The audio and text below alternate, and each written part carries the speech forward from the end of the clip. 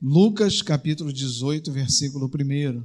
Então Jesus contou aos seus discípulos uma parábola para mostrar-lhes que eles deviam orar sempre e nunca desanimar. E ele disse: em certa cidade havia um juiz que não temia a Deus nem se importava com os homens. Havia naquela cidade uma viúva que se dirigia continuamente a ele, suplicando-lhe: faze-me justiça contra o meu adversário. Por algum tempo ele se recusou, mas finalmente disse a si mesmo: embora eu não tema a Deus e nem me importe com os homens, essa viúva está me aborrecendo. Vou fazer-lhe justiça para que ela não venha me importunar. E o Senhor continuou: ouçam o que diz o juiz injusto. Acaso Deus não fará justiça aos seus escolhidos que clamam a ele dia e noite? Continuará fazendo-os esperar? Eu lhes digo, ele lhes fará justiça e depressa. Contudo, quando o Filho do Homem vier, encontrará fé na terra? Amado Deus, ministra aos nossos corações, Senhor, segundo a tua vontade, que essa palavra viva seja, Senhor, instrumento de mudança e um alimento para nós. Deus amado, eu entrego nas tuas mãos a minha vida, Senhor, para que tu fales conforme a tua vontade. Amém. Podeis assentar. Essa parábola, irmãos, e como o próprio texto fala, é uma parábola chamada uma parábola apocalíptica. Por quê? Porque ela fala da segunda vinda de Cristo. Assim ele termina a parábola falando: e quando o Filho do Homem voltar, encontrará fé? Encontrará fé aqui na terra? Então a parábola apocalíptica, né, chamada apocalíptica.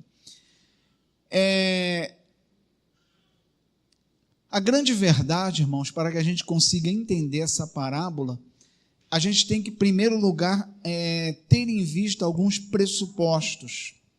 E um deles é que o reino de Deus ele já está entre nós, e nós já pertencemos ao reino de Deus. E a gente vai entender por que esse é um pressuposto, né, para a gente entender essa parábola. Evangelho de Lucas, vão ser muitas as passagens que eu vou trazer aqui, então não precisa você abrir, ele vai estar projetando, porque são muitas, senão a gente não vai conseguir cumprir o tempo.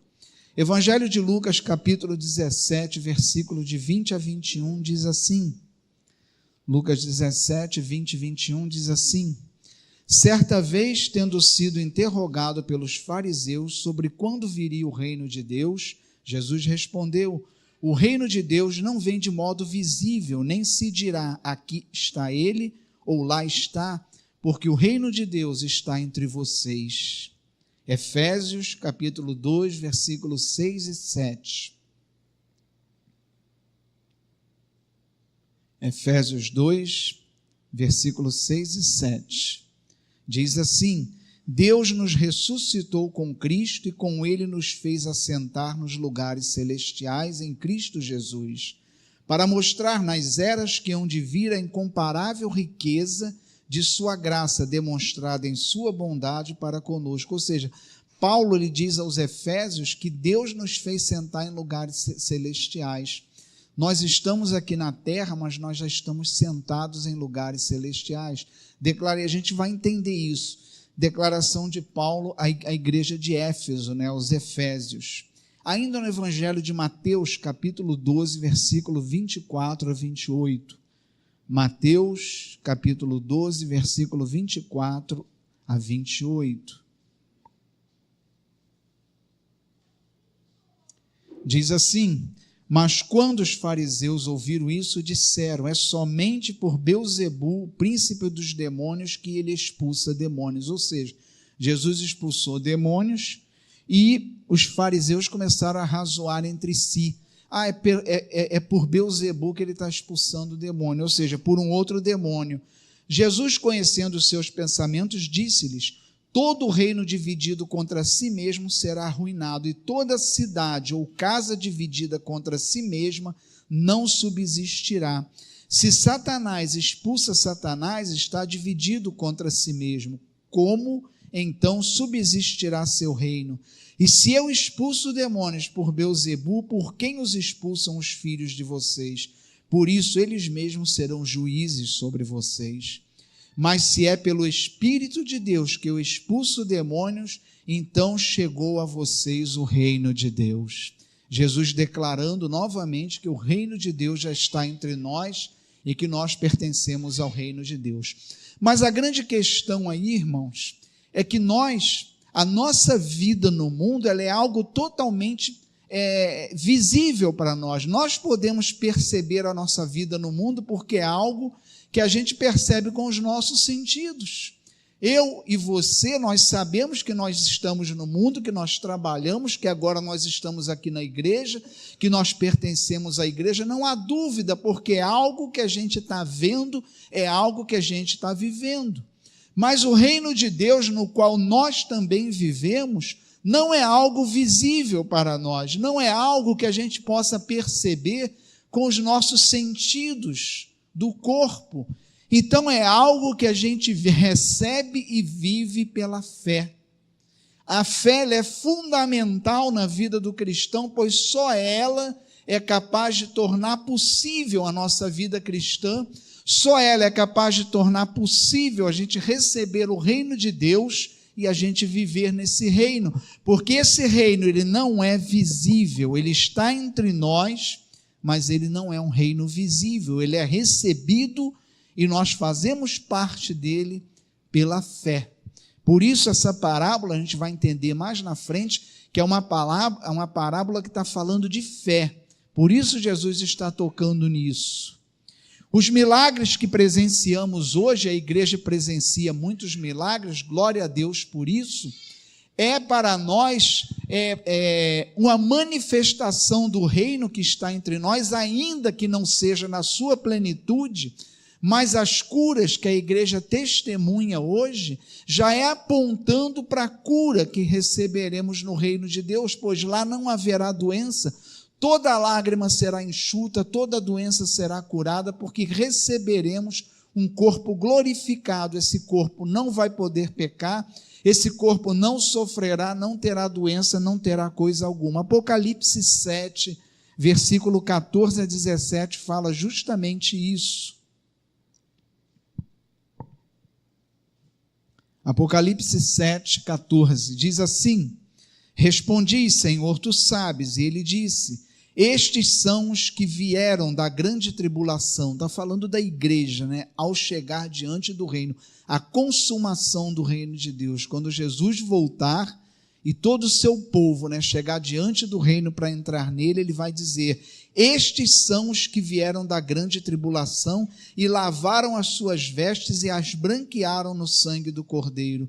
Por isso eles estão diante do trono de Deus e o servem dia e noite em seu santuário. E aquele que está sentado no trono estenderá sobre eles o seu tabernáculo. Nunca mais terão fome, nunca mais terão sede, não cairá sobre eles o sol, e nenhum calor abrasador, pois o Cordeiro que está no centro do trono será o seu pastor. Ele os guiará a fontes de água viva, e Deus enxugará dos seus olhos toda lágrima. Então lá não haverá sofrimento. Então toda a cura que a gente vê, toda a manifestação do poder de Deus curando, libertando, é apontando para a consumação desse reino que já é real, já está entre nós, já vivemos nele, mas os milagres que a gente vê aqui apontando para a consumação, para quando esse reino vier verdadeiramente na plenitude, aí sim nós vamos poder percebê-lo frente a frente. O que não fazemos hoje, o fazemos pela fé. Nessa parábola, o assunto que está sendo tratado é justamente a fé, através da qual recebemos o reino de Deus e vivemos nele até que ele seja consumado plenamente. Nessa passagem, Jesus não está exemplificando quem é o Pai através do juiz, nem está exemplificando quem são o seu povo, o seu servo, através da figura da viúva. Pelo contrário, ele está apresentando ali pessoas que são contrárias. Se você voltar à parábola, você vai perceber que diz aqui no versículo 4: Por algum tempo ele se recusou, mas finalmente disse a si mesmo: embora eu não tema a Deus e nem me importe com os homens. Esse não é o perfil de Deus. Então o juiz que Jesus está apresentando aqui na parábola não tem o perfil de Deus. Aquela viúva, ela precisou insistir, aborrecer para que ele atendesse. Mas esse não é o perfil de Deus. Jesus não está falando, não está comparando ele ao Pai, está usando uma figura contrária para mostrar quem verdadeiramente é o Pai, que é justamente o contrário daquele juiz. Então, se a viúva precisou aborrecer o juiz e insistir com Deus, não é assim. Tanto que Jesus diz: olha, eu lhes digo, o Pai lhes fará justiça e depressa. Ele fala na mesma parábola: o Pai lhe fará justiça e depressa. Então, ao contrário da viúva, Jesus não está dizendo que a gente tem que insistir para Deus nos atender. Deus, ele nos atende, e Jesus fala, ele faz justiça e faz depressa. 1 João capítulo 5, versículo 14 a 15. Vamos ver o perfil do nosso Pai, como é contrário a esse juiz aqui da parábola. 1 João capítulo 5, versículo 14 e 15. Diz assim: esta é a confiança que temos ao nos aproximarmos de Deus. Se pedimos alguma coisa de acordo com a sua vontade, ele nos ouve. E se sabemos que ele nos ouve em tudo o que pedimos, sabemos que temos o que dele pedimos. Bem diferente do juiz, que ela precisou aborrecer e importunar para conseguir alguma coisa. Lucas, capítulo 11, de 9 a 13. Vamos ver o perfil do nosso Deus. Lucas, 11, de 9 a 13. Por isso lhes digo, peçam e lhes será dado, busquem e encontrarão, batam e a porta lhes será aberta. Pois todo aquele que pede, recebe, o que busca, encontra, e aquele que bate, a porta será aberta. Qual pai entre vocês, se o filho lhe pedir um peixe, em lugar disso lhe dará uma cobra? Ou se pedir um ovo, lhe dará um escorpião? Se vocês, apesar de serem maus, olha a figura do juiz aí, sabem dar coisas boas aos seus filhos, quanto mais o Pai de vocês que está no céu dará o Espírito Santo a quem o pedir.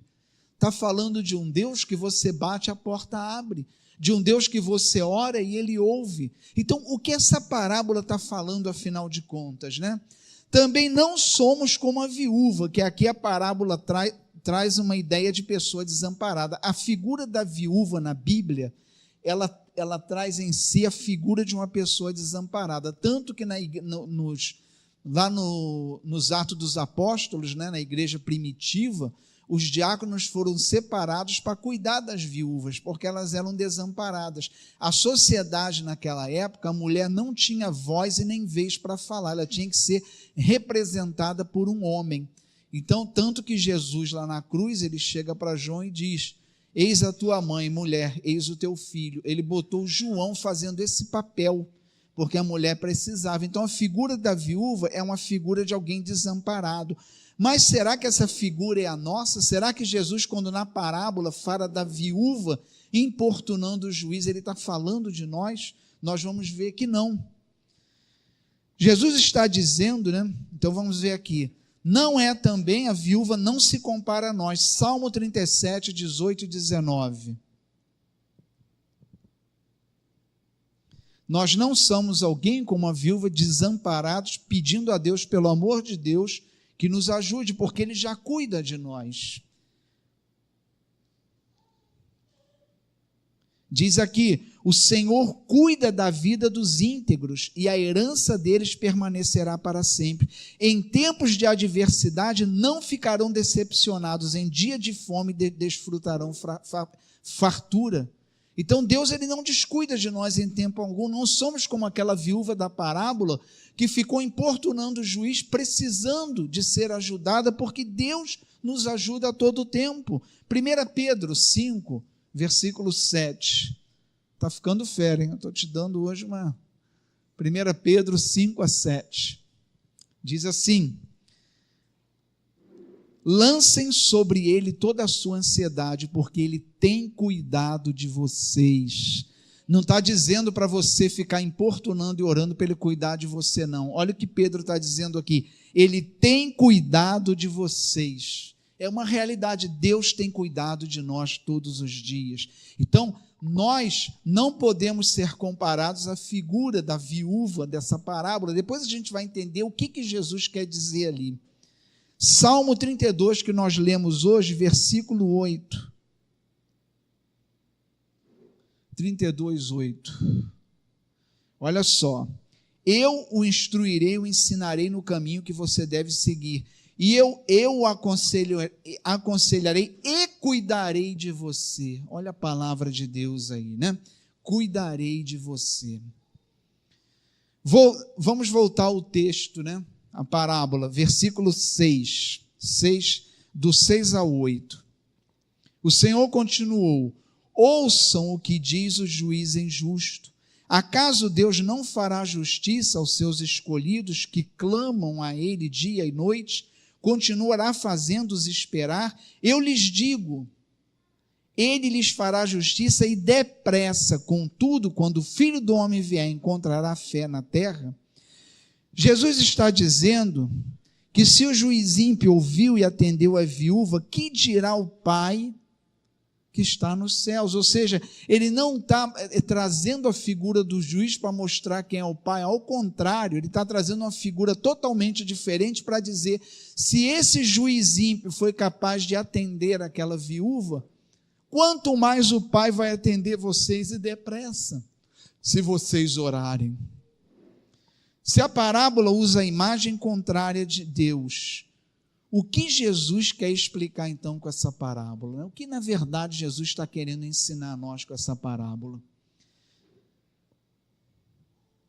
A pergunta do final da parábola é que explica o que Jesus quer ensinar com essa parábola. A gente tem ouvido, eu já ouvi muitas pregações dessa parábola, dizendo que o que Jesus está ensinando aí é que a gente tem que importunar o Pai bastante, que uma hora o Pai vai atender. Então Jesus contou a história na parábola de um juiz ímpio que não queria atender a viúva, mas ela perturbou tanto ele que ele, para se ver livre dela, atendeu. Então, insiste com a oração para Deus, que você vai importunar, ele vai te atender. Não é isso que Jesus está ensinando, não, porque Deus ele não precisa ser importunado para cuidar de nós. Jesus está ensinando outra coisa aqui. A pergunta de Jesus no final da parábola que vai explicar o que ele está entendendo. Olha o que ele pergunta no final da parábola. Contudo, versículo 8, quando o Filho do Homem vier, encontrará fé na terra? Isso é o sentido da parábola. Jesus aqui nessa parábola, irmãos, ele não está ensinando para nós insistirmos incansavelmente em cima de um pedido, ele está falando para a gente insistir na oração. A insistência que Jesus está pedindo aqui é insistência na oração, não é num pedido especificamente, mas é na oração, insistir na oração. Se você for lá no iniciozinho da parábola, você vai ver aqui, ó. Então Jesus contou a seus discípulos uma parábola para mostrar-lhes que eles deviam orar sempre, e nunca desanimar. O tema da parábola é orar sempre e nunca desanimar. Aí Jesus termina a parábola perguntando, será que quando o Filho do Homem voltar, ele vai encontrar fé na terra? O que uma coisa tem a ver com a outra? Amados irmãos, a oração, ela gera e desenvolve a nossa fé. Por isso que Jesus contou essa parábola. O sentido dessa parábola é que a gente insista incansavelmente na vida de oração. Não é um pedido você ficar metralhando Deus, não, se eu não fizer isso, ele não vai me atender. Jesus não está dizendo isso, pelo contrário, ele está dizendo, Deus fará justiça e fará rapidamente. Olha o que ele está dizendo, parece que é contraditório, mas não é. Ele diz lá no final da palavra, eu lhes digo, ele lhes fará justiça e depressa. Se ele fará depressa, por que insistir igual a viúva? Porque o sentido não é você insistir em um pedido para importunar Deus e obrigar Ele a te atender. Não é isso. Deus não é assim. Deus ele cuida de nós, Ele ouve a nossa oração e Ele está pronto a nos atender. Mas o que Jesus está falando aqui é a gente ser incansável na nossa vida de oração. Porque a nossa vida de oração, ela gera fé em nós. A nossa vida de oração, ela desenvolve a nossa fé. O que Jesus quer saber é se quando ele voltar, a pergunta dele nessa parábola é se quando ele voltar, ele vai encontrar um povo de oração, vivendo pela fé e dependendo dele em todas as coisas. Porque se a gente não tiver fé, a gente não pode receber o reino e viver nele. Por que eu falei no começo? A nossa vida na terra, a gente não duvida que está vivendo nela, porque a gente enxerga, a gente está vendo. É algo que aos nossos sentidos podem perceber, mas o reino de Deus, ele não é visível. A gente recebe o reino e vive nele pela fé. Então a fé é indispensável para nós, é uma questão essencial para a nossa vida cristã. E a fé, ela se desenvolve numa vida de oração. A fé, ela vem pelo ouvir a palavra de Deus, mas ela se desenvolve numa vida de oração. Por isso, Jesus falando, olha, insisto, ele fala no começo, então, Jesus disse, olha, eles deviam orar sempre e nunca desanimar. Essa é a espinha dorsal da parábola. O cristão, orar sempre e nunca desanimar de orar. A gente não pode desanimar de orar, porque a oração vai desenvolver a nossa vida, a nossa vida de fé. O perfil dos cidadãos do reino, irmãos. Quando nossa vida é uma vida de oração insistente, ou seja, aquela vida de oração que não desanima, aquela vida de oração que não fraqueja, toda a nossa vida estará diante de Deus. Se eu oro insistentemente, se eu oro todos os dias, se eu tenho uma vida de oração constante, a minha vida de oração vai levar a minha vida a Deus. Porque se eu oro todo dia, eu vou passar a colocar diante de Deus toda a minha vida. Porque a oração diária vai fazer isso inevitavelmente. Se você ora frequentemente, se você tem uma vida de oração com Deus, inevitavelmente a sua vida vai estar diante de Deus. E sabe o que vai acontecer com isso? Você vai ver a glória de Deus na sua vida. E você vendo a glória de Deus na sua vida, a sua fé é fortalecida. Então essa dinâmica que faz a nossa fé desenvolver. A nossa vida de oração com Deus cria um espírito de dependência a Deus. Quando eu oro a Deus diante de tudo que eu vou fazer, quando eu oro a Deus diante de todas as decisões que eu vou tomar, quando eu oro a Deus diante de tudo que vai acontecer na minha vida, eu começo a criar uma dependência de Deus, e a dependência de Deus é essencial para a minha fé. É essencial para a minha fé. Então, amados irmãos, a dinâmica é essa. Quando eu oro insistentemente a Deus, não insistentemente um pedido, insistindo a Deus num pedido, mas insistentemente a vida de oração que insiste, que não desiste, que não desanima, está sempre em oração com Deus, vai ser inevitável colocar minha vida diante de Deus. E a vida estando diante de Deus, a gente vai começar a enxergar a glória de Deus na nossa vida, porque Deus responde à oração sim, e Ele diz, olha, responde. Se nós orarmos e pedirmos aquilo que é conforme a vontade de Deus, Jesus falou, o Pai vai responder e depressa. A gente vai ver a glória de Deus na nossa vida, e vendo a glória de Deus, a nossa fé é fortalecida, e a fé sendo fortalecida nos leva a orar mais, e uma coisa vai puxando a outra, e a nossa vida vai se tornando uma vida de dependência a Deus, que é fundamental, e uma vida de fé. E essa fé que é desenvolvida pela uma vida de oração é que vai permitir que a gente receba o reino de Deus e viva plenamente nele. Irmãos, a gente precisa entender que a gente não tem uma vida cristã pela carne. Não tem uma vida cristã. Se a gente não desenvolver uma vida espiritual, a gente fica aquém da nossa cidadania no reino de Deus. Porque você não faz nada no reino de Deus que não seja pela fé. Os nossos olhos, as nossas mãos, os nossos pés, o nosso coração, tudo que nós temos para viver no reino de Deus, como vivemos aqui, é pela fé. Tudo isso é desenvolvido pela fé. Por isso Paulo diz, olha, sem fé é impossível agradar a Deus. Porque sem fé sequer a gente tem uma vida espiritual. Tudo o justo viverá pela fé. Porque tudo é pela fé. As coisas concernentes ao reino de Deus a gente não vê.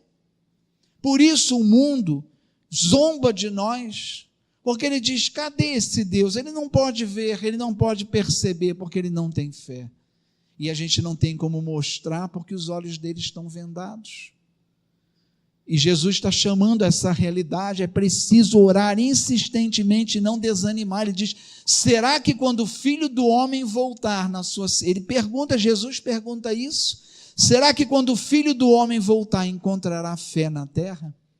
Por que ele está perguntando sobre encontrar fé na terra? Porque se ele encontrar fé na terra, ele vai encontrar homens de Deus e mulheres de Deus. Porque sem oração não tem vida espiritual. A gente depende de Deus, a gente precisa depender de Deus. E não tem como a gente depender de Deus se não for pela oração.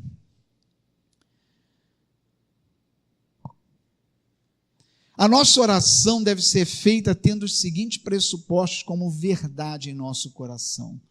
Às vezes existem muitos folclores em torno de oração, e às vezes a oração se torna um bicho de 7 cabeças na nossa vida, porque a gente cria algumas ideias a respeito de oração, que uma coisa que deveria fazer parte do nosso dia, né? Simplesmente a gente, tudo que fizer em pensamento, entregar a Deus, falar consigo mesmo, entregando a Deus, e Deus ouve, ou seja, a oração uma constante na sua vida. Você pode orar quando você está andando na rua, você pode orar em pensamento antes de você começar uma tarefa, você pode orar de diversas formas, mas a gente cria alguns mitos acerca de oração que acabam tornando uma coisa difícil. A gente formaliza demais às vezes a oração, e o que o Deus quer é que o teu coração esteja voltado para Ele. Primeiro, Deus está conosco nos ouvindo, não precisamos esperar Ele ouvir ou chegar. Às vezes a gente acha que para orar a Deus a gente tem que estar num lugar, não, vou aqui acho que montar um momento propício e ficar aqui esperando Deus vir para eu orar. Deus está com você cada segundo da sua vida. Aonde você estiver, no ônibus, onde for, você orou, Deus está te ouvindo porque Ele está com você. Você não precisa de um lugar para marcar um encontro com Deus, porque Ele está conosco todos os dias, a todo momento da nossa vida. Ele não descuida, Ele já está cuidando de nós, mesmo antes que a gente ora ou peça a Ele, Ele já está cuidando de nós. Eu arrisco dizer, irmãos, que muita coisa que a gente entrega a Deus em oração, Ele já estava cuidando, mesmo antes da gente orar. Então, um primeiro mito que a gente tem que derrubar, não, para orar é só no meu quarto ou na igreja. Não, você pode orar onde você estiver. Você pode orar onde você estiver. Em pensamento, Deus ouve seu pensamento. Então, a oração é algo que pode nos acompanhar o dia inteiro, onde a gente estiver. Onde a gente estiver. Vai sair para trabalhar, ora em casa. Mas se você não tem condição, ora no caminho, vai orando, vai se dirigindo a Deus. Chegou no trabalho, eu vou ter uma reunião, não precisa, vamos parar o setor aí, porque vamos invocar a Deus. Você não precisa invocar, porque Ele já está te ouvindo, Ele está cuidando de você, Ele está perto de você. Então, antes de ir para uma reunião, seja o que for na sua mente, Senhor, eu entrego nas tuas mãos, eu dependo de ti, põe a tua mão sobre a minha vida nesse momento. Você pode fazer isso a todo tempo e o dia inteiro. Segundo, não precisamos sentir a presença de Deus. Aquela coisa, eu orei hoje, mas a minha oração não foi legal, não senti. Emoção não é termômetro para medir qualidade de oração. A gente tem que tirar isso de uma vez por todas da nossa cabeça. Existia um mito aí, sobretudo, né, com essa coisa dos pentecostalismo, né, mais um renovado, que tem que sentir, o negócio é emoção. Se você não se emocionar, então tu não teve uma experiência com Deus. Emoção não é termômetro para medir eficácia de oração ou presença de Deus. Se você orou, Deus está te ouvindo. Se você abriu sua boca, orou, se em pensamento você dirigiu seu pensamento a Deus, Deus está te ouvindo. Emoção não é parâmetro. A igreja cometeu esse erro, sobretudo nesse movimento carismático. Houve alguns exageros, sim, e muitas pessoas vinham para o culto, era uma gritaria, um suador, chegava pingando, foi maravilhoso, tá? E o que foi pregado? Não sei, mas foi demais, porque eu suei, porque eu me emocionei, porque eu gritei. Mas emoção não é parâmetro de nada. A pessoa pode estar ali pulando, gritando, emocionada e nem ouviu o que foi pregado. E o que transforma o coração é o que foi pregado. Não é barulho que transforma a vida, mas é a palavra de Deus. É você ouvir, receber e agir segundo a palavra de Deus. É isso que transforma a nossa vida. Então a gente precisa quebrar esse mito de que a gente precisa sentir alguma coisa para a oração ter sido boa. Eu orei, mas foi tão frio, eu não senti nada. Você não tem que sentir nada, você tem que orar e Deus vai te ouvir. Deus não depende do que você está sentindo. A oração feita a Deus, Ele ouve. Deus ouve a nossa oração. Deus cuida de nós e Ele ouve. Então a nossa vida de oração, não duvide da qualidade da sua oração se você não está sentindo nada quando está orando. Deus está ouvindo. E isso que faz a qualidade da oração é a sinceridade das nossas palavras. É isso que faz a qualidade da nossa oração. É a verdade que a gente está falando para Deus, é a intenção verdadeira nas nossas palavras com Deus. Isso sim que define a qualidade da nossa oração com Deus, não é o que a gente está sentindo. 3, devemos fazer dos nossos medos, dúvidas, tristezas, decisões, batalhas, tudo na nossa vida, a gente tem que transformar isso em oração. Se nós estamos com medo de alguma coisa, faz disso uma oração para Deus. Se você está inseguro com alguma coisa, faz isso uma oração para Deus. Se você está diante de uma possibilidade que está te preocupando, faz disso uma oração para Deus. Se você está no meio de uma tempestade, está se sentindo fraco, faz disso uma oração para Deus. Todas as circunstâncias da nossa vida, todos os acontecimentos, tudo aquilo que a gente sente tem que ser transformado para Deus, tem que ser transformado em oração.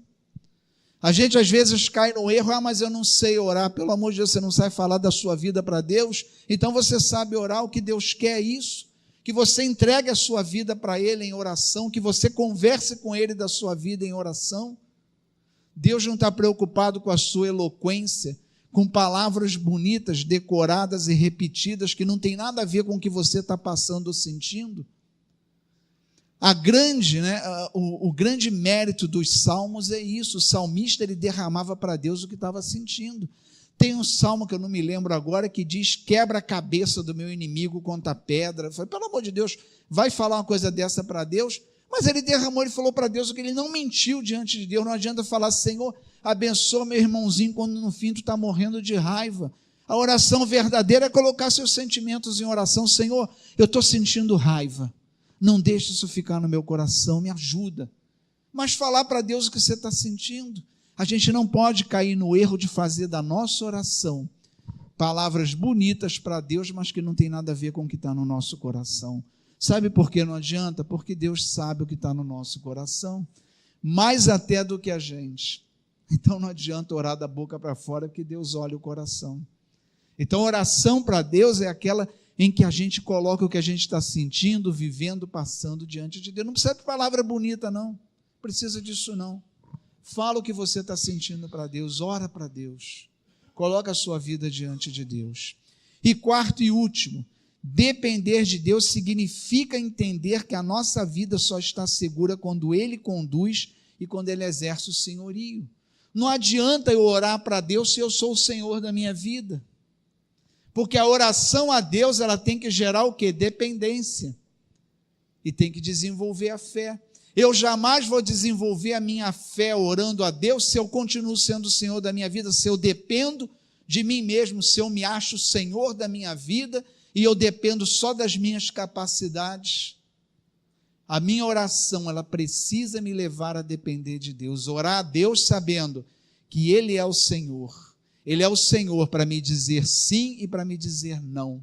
Se Ele disser não à minha oração, Ele continua sendo Deus, continua sendo soberano e o Senhor da minha vida. Se Ele disser sim, isso não precisa eu falar, que todo mundo já acha. Quando Deus fala sim, glória a Deus, soberano. Agora, quando Ele fala não, será que não faz milagre? O que houve com Deus? Quando Deus nos diz não, a pessoa acha que Deus falhou. Aí eu pedi, Ele não fez, falhou. Não, Ele é o Senhor também para dizer sim ou dizer não. Então a gente ora a um Deus, não para dizer a Ele o que Ele tem que fazer, mas entregar na mão dEle para Ele fazer o que Ele acha que tem que ser feito. A nossa oração tem que levar isso, senão não vai gerar dependência de Deus. E oração que não tem dependência não vale. Deus, ele não está recebendo a nossa oração para saber o que ele tem que fazer, não. Ele sabe o que tem que fazer. A gente não pode orar a Deus dizendo, Senhor, eu estou diante dessa situação, então faz isso, isso e isso. Quem é Deus, eu ou ele? Eu tenho que orar a Deus, Senhor, eu estou vivendo essa situação, eu entrego nas tuas mãos. Isso é depender de Deus.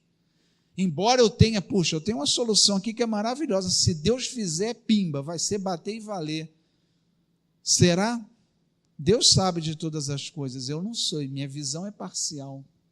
Então a gente precisa depender de Deus, mesmo quando a gente sabe, aos nossos olhos, a gente sabe qual é a solução, entre aspas, dependa de Deus, entrega para Deus, deixa Ele dizer sim para você e deixa Ele dizer não também. Essa é a oração que gera dependência a Deus. João capítulo 4, versículo 23 e 24, para encerrar. João 4, 23 e 24, para encerrar. 23, né? Isso. No entanto, está chegando a hora, e de fato já chegou, em que os verdadeiros adoradores adorarão o Pai em espírito e em verdade. São esses adoradores que o Pai procura. Deus é espírito, é necessário que os seus adoradores o adorem em espírito e em verdade. Quando Jesus voltar, irmãos, ele vai reunir a igreja dele. E ele vai querer encontrar uma igreja assim, um povo que através da oração vive pela fé e depende de Deus em todas as coisas. Né? O que é adorar a Deus em espírito e em verdade? É a gente glorificar a Deus com o que está dentro de nós, com o nosso coração, não com a nossa boca.